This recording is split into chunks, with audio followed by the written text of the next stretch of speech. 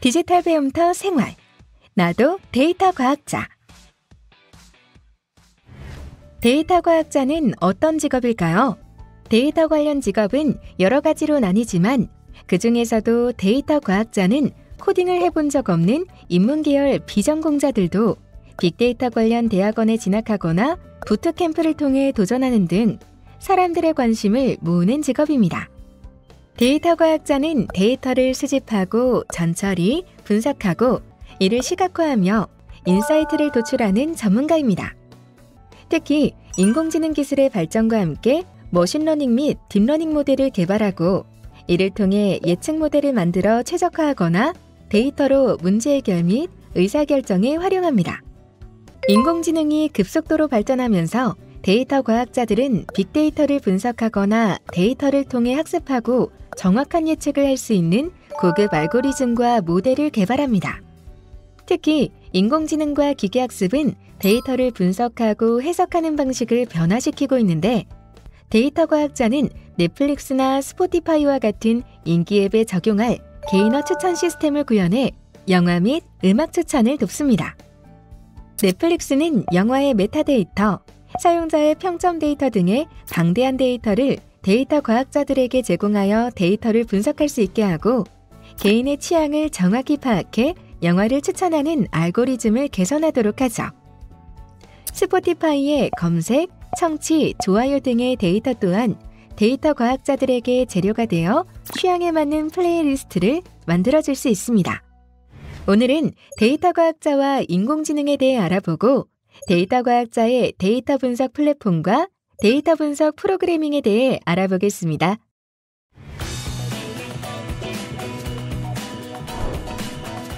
데이터 과학자와 인공지능. 여러분 안녕하세요. 데이터 과학자는 다양한 유형의 인공지능 기법과 기술을 사용하여 데이터를 분석하고 인사이트를 도출할 수 있습니다. 데이터 과학자가 사용할 수 있는 몇 가지 일반적인 인공지능 유형을 살펴보겠습니다.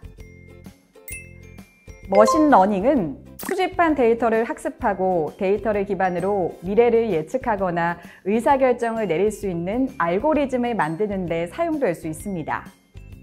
일반적으로 분류, 회귀, 클러스터링, 추천 시스템과 같은 작업에 사용하는 경우가 많습니다. 여기서 분류는 데이터 요소를 해당 기능에 따라 사전 정의된 클래스 또는 범주로 분류하는 것을 목표로 하는 지도 학습 작업입니다. 다음은 회귀인데요. 회귀 역시 지도 학습 작업이지만 입력 특성을 기반으로 연속 수치 출력을 예측하는 데 중점을 둡니다. 변수 간의 관계를 추정합니다.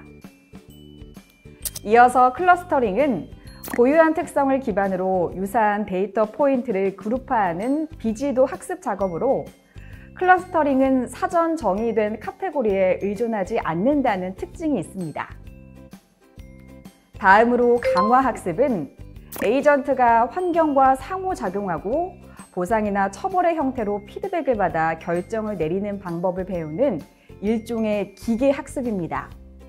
데이터 과학자는 게임 플레이, 로봇공학, 자율제어 시스템과 같은 작업에 강화학습을 사용할 수 있습니다. 자연어 처리는 인간의 언어를 이해하고 생성하는 데 중점을 둔 분야입니다. 데이터 과학자는 감정 분석, 텍스트 분류, 기계 번역, 챗봇 개발과 같은 작업에 자연어 처리 기술을 사용할 수 있습니다. 다음은 컴퓨터 비전인데요. 컴퓨터 비전은 이미지나 비디오 형식으로 세상의 시각적 정보를 해석하는 분야입니다. 데이터 과학자는 객체 감지, 이미지 분할, 얼굴 인식과 같은 작업에 컴퓨터 비전 기술을 적용할 수 있습니다. 전문가 시스템은 특정 영역에서 인간의 전문 지식을 모방하는 인공지능 시스템입니다. 데이터 과학자는 의료 진단이나 복잡한 기술 문제 해결과 같은 작업을 위한 전문가 시스템을 구축할 수 있습니다. 마지막으로 시기열 분석 기술은 시간이 지남에 따라 수집된 데이터 포인트를 분석하고 예측하는 데 사용됩니다. 데이터 과학자는 재무, 판매 예측, 환경 모니터링에 이러한 방법을 적용할 수 있습니다. 인공지능 기술 및 도구의 선택은 특정 문제 영역, 데이터 분석 및 예측 모델링 프로젝트 목표에 따라 달라집니다. 데이터 과학자는 주어진 작업에 대해 최상의 결과를 얻기 위해 다양한 인공지능 방법을 실험하고 모델을 반복해야 하는 경우가 많습니다.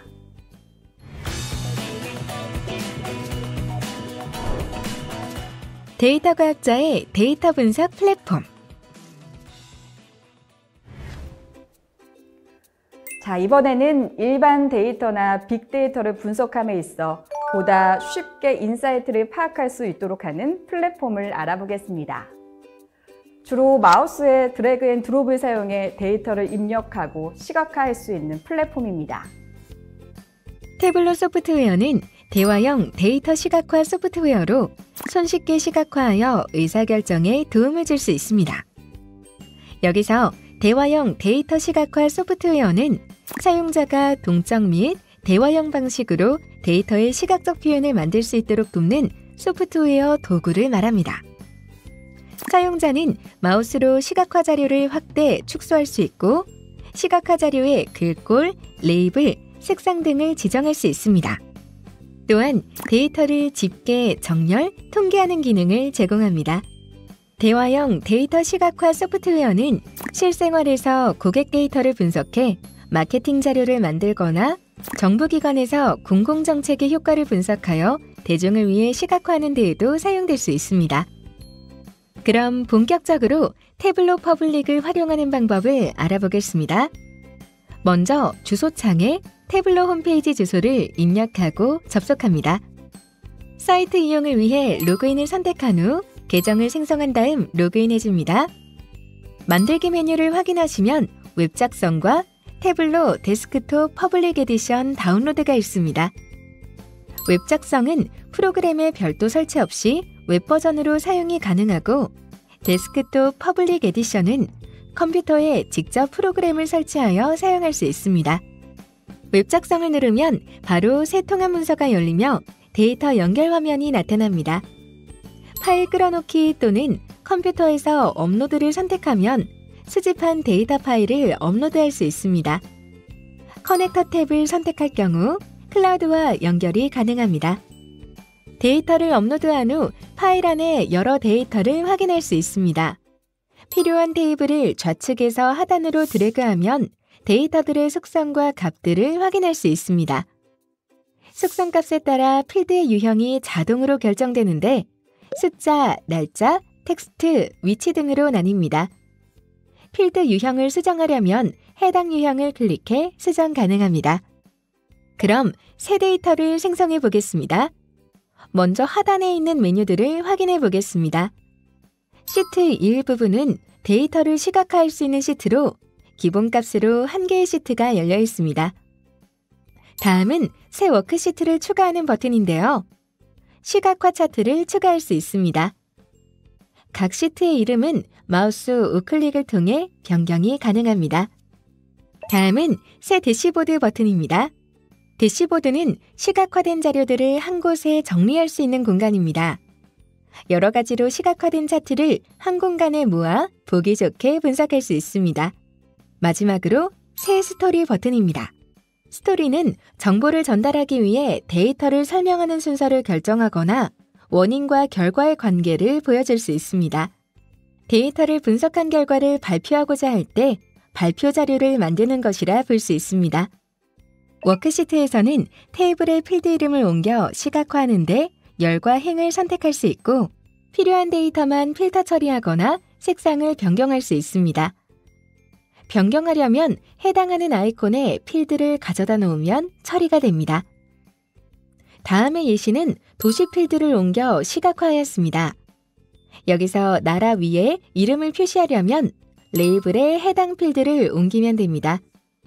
대시보드는 크기를 먼저 설정하고 어떤 시트를 표시할지 더블 클릭하거나 드래그하여 구성할 수 있습니다. 시트의 크기는 마우스로 쉽게 조절하고 위치를 이동시킬 수도 있습니다. 대시보드를 사용하여 여러 개의 시각화 시트를 한눈에 파악할 수 있게 됩니다. 파인 리포트는 자바 기반의 리포팅 대시보드 소프트웨어입니다. 엑셀과 유사한 디자인을 사용하여 초보자도 쉽게 학습하여 데이터 분석에 필요한 시간을 줄일 수 있다는 장점을 갖습니다. 이러한 파인 리포트는 배우기 쉬운 툴이기 때문에 드래그 앤 드롭 방식으로 빠르게 개발할 수 있습니다. 또한 다양한 관계형 데이터베이스를 지원하고 다른 테이블에서의 데이터 추출을 지원합니다. 그리고 다양한 차트 스타일을 통해 풍부한 시각화 효과를 제공합니다.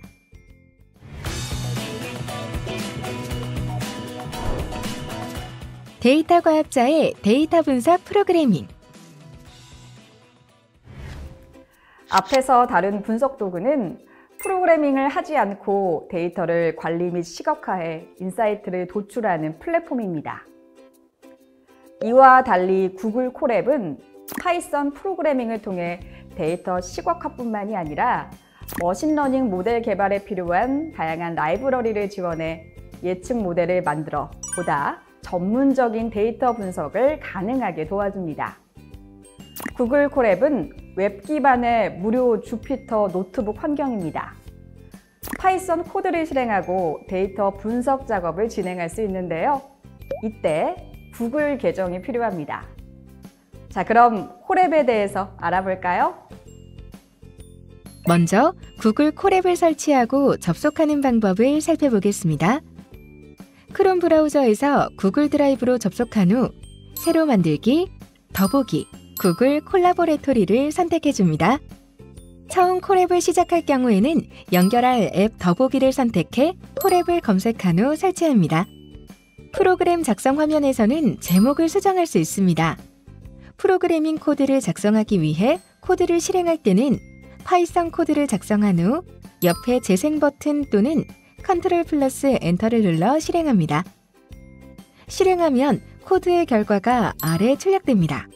텍스트 글 공간은 더블 클릭하여 설명글을 작성하면 됩니다. 콜앱에서 데이터 파일을 읽어오려면 먼저 구글 드라이브 폴더에 사용할 데이터 파일을 업로드해야 합니다. 그 후 해당 파일이 존재하는 폴더와 연동을 합니다. 해당 코드는 다음과 같습니다. 폴더 안의 파일을 확인하였을 때 업로드한 파일 이름이 확인되면 연동에 성공한 것입니다. 데이터를 확인하기 위해 데이터를 읽고 출력합니다. 그럼 이번에는 시각화를 위한 기본 그래프 그리기 코드에 대해서 살펴볼까요? 먼저 파이썬 그래프와 관련된 코드와 예제를 살펴볼 수 있는 사이트를 참고하시길 바랍니다. 먼저 꺾은 선 그래프입니다. 플롯 함수는 직선 또는 꺾은 선 형태의 그래프를 그릴 때 사용할 수 있습니다. 괄호 안에는 데이터가 저장된 리스트를 넣어주면 됩니다. 다음으로 히스토그램은 자료의 분포 상태를 막대 그래프로 나타낸 것으로 데이터의 빈도에 따라 높이가 결정됩니다. 마찬가지로 함수의 괄호 안에는 데이터가 저장된 리스트를 넣어주면 됩니다. 이어서 리스트를 만들고 필요한 데이터를 리스트에 추가하는 코드를 알아보겠습니다. 먼저 리스트를 만들어 하나의 값을 출력하거나 여러 값을 출력하는 코드입니다. 그리고 리스트에 값을 추가하기 위한 코드입니다. 한 걸음 더. 데이터에 기반한 객관적인 의사결정이 중요해짐에 따라 데이터 과학자는 현대사회에서 전망이 매우 밝습니다.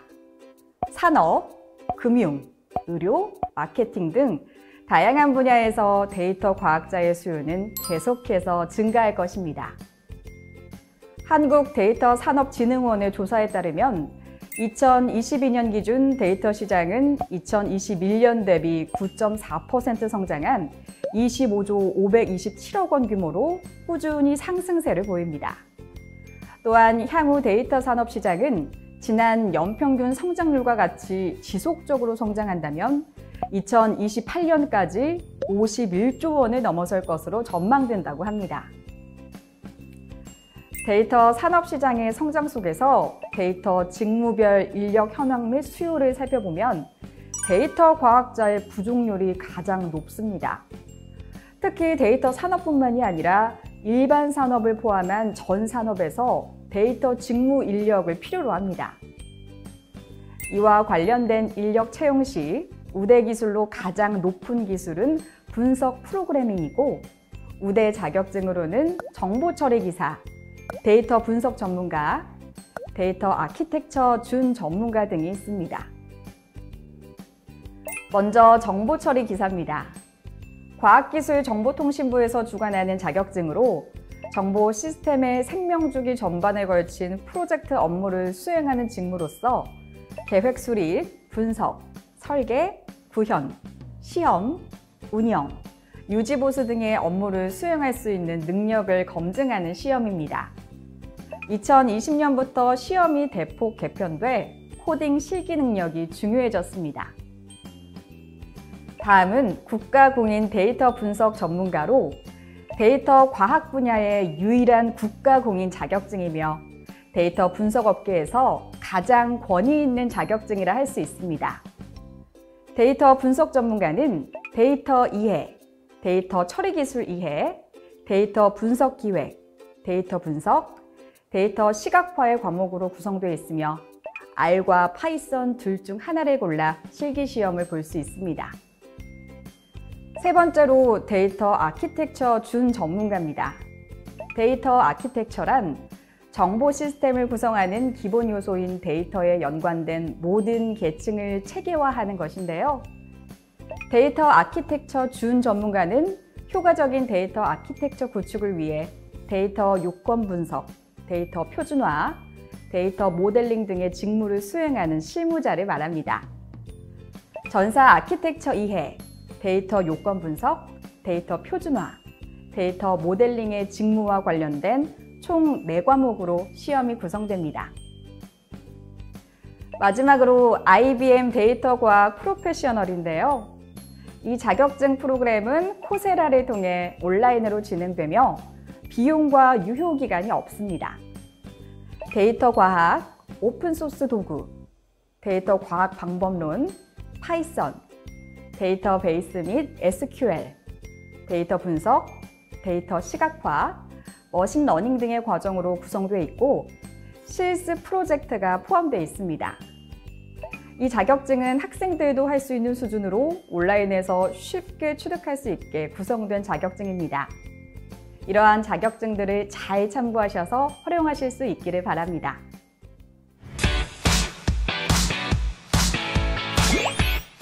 이것으로 나도 데이터 과학자 학습을 마치겠습니다. 감사합니다.